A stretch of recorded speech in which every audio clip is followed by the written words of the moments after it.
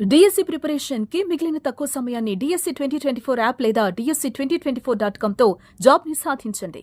ఒక్క క్షణం, ఒకే ఒక క్షణంలోనే నిండు ప్రాణం పోయింది. ఆ క్షణం ఆలస్యమైనా ముందైనా ప్రాణాలు నిలిచేవి. కానీ కాచు కూర్చున్న మృత్యువు ఓ మహిళ కోసం వేచి చూసి కాటు వేసింది. గాలి లేదు, వాన లేదు.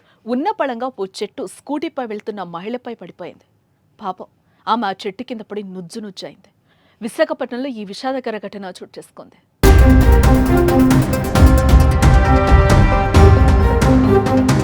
మృత్యువు ఎప్పుడు ఏ రూపంలో వస్తుందో ఎవరు చెప్పలేరు. కొన్నిసార్లు జరిగే విషాదాలను చూస్తుంటే ఇలా కూడా మృత్యు సంభవిస్తుందా అన్న భయం కలుగుతోంది. ఒక్కోసారి మన వైపు నుంచి ఎలాంటి తప్పిదం లేకున్నా కూడా ప్రాణం పోతోంది. అందుకు సాక్ష్యమే విశాఖలో జరిగిన తాజా ఘటన. గాలివాన ఏం లేకుండానే ఓ చెట్టు భారీ శబ్దంతో కూలిపోయింది. ఇంతలో అటుగా స్కూటీపై వెళుతున్న ఓ మహిళ ప్రాణం తీసింది.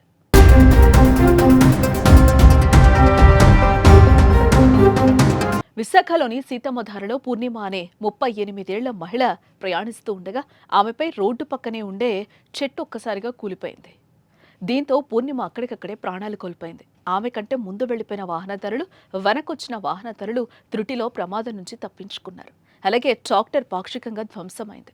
కానీ పూర్ణిమ మాత్రం చావును తప్పించుకోలేకపోయింది. ప్రమాదానికి సంబంధించిన దృశ్యాలు సోషల్ మీడియాలో వైరల్ అవుతున్నాయి. ఇంటి నుంచి బయలుదేరిన ఓ మహిళ అనుకోని ఘటనలో ప్రాణాలు పోవడంతో పూర్ణిమ కుటుంబం తీవ్ర విషాదంలో కూరుకుపోయింది.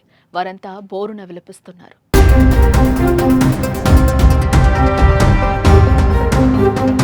ప్రస్తుతం ఆంధ్రప్రదేశ్లో భారీ వర్షాలు కురుస్తున్నాయి. భారీ ఈదురుగాలులు, ఉరుములు మెరుపులతో కూడిన వర్షాలు. చాలా చోట్ల చెట్లు కూలిపోయాయి, హోర్డింగ్లు ఎగిరిపోయాయి. ఈ క్రమంలోనే కొన్ని చెట్లు బలహీనంగా మారాయి. పూర్ణిమ ప్రమాదానికి కూడా అదే కారణం. బలహీనంగా మారిన చెట్టు ఒక్కసారిగా కూలిపోయింది.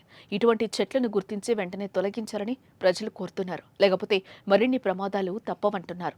ఏదేమైనా దురదృష్టం వెంటాడి సెకండ్లో పూర్ణిమ చనిపోవడం చాలా బాధాకరం.